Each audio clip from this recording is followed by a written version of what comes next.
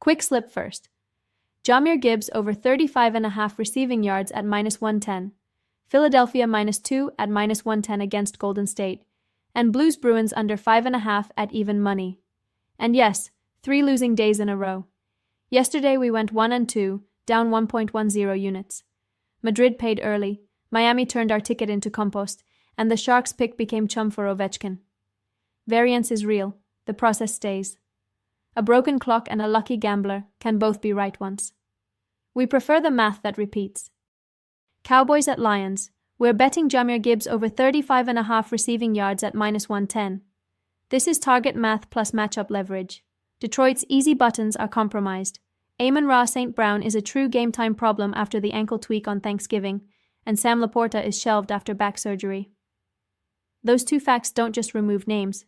They vacate high-leverage, middle-of-the-field targets that turn into running back checkdowns and screens.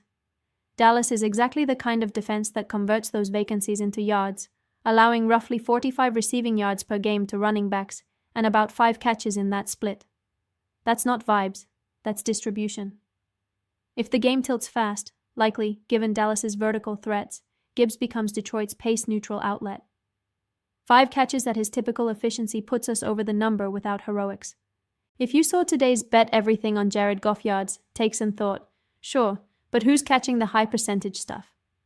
Congratulations, you passed the test. Most folks are swooning over air yards and forgetting where Goff goes when his first read is gone. To the backs, and Gibbs is the one with the steering wheel. Betting a hyped favorite at short odds is like paying $100 for a $50 bill. The math hurts you every time. Here, the value is in the prop where the market is still pricing yesterday's target tree. Now, Warriors at Sixers. We grabbed Philadelphia -2 at -110. The line has been leaning toward -3.5 today for a reason.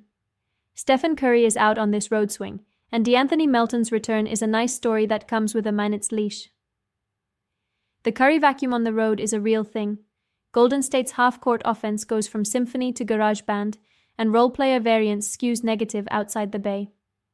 Philly without Joel Embiid plays faster, pushes more pick and roll with Tyrese Maxey, and that's precisely the archetype that makes Golden State's current point-of-attack defense look like it's standing in mud. Yes, we saw the Warriors +3.5 because they're first in made threes crowd. That's like pointing at a racing stripe on a minivan and calling it a sports car. Without Curry's gravity, those threes aren't the same threes, and asking a minute's restricted backcourt and a banged-up wing rotation to keep up with Maxey's burst is how you end up chasing in the third. We respect reputations, but points are scored tonight, not in old parades. 2 + 2 is still 4, even when the brand screams 5. Onto the NHL. Blues at Bruins under 5.5 at even.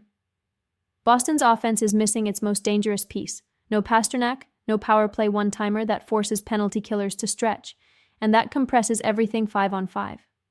St. Louis, meanwhile, has shifted into a low-event shell that turns games into long, boring chess matches. That's bad television, great unders. Boston's recent goalie carousel only reinforces the conservative script. Whether it's Swayman trying to stabilize or Korpisalo trying not to leak rebounds, a short bench and a missing star tilt coaches towards structure, not track meet.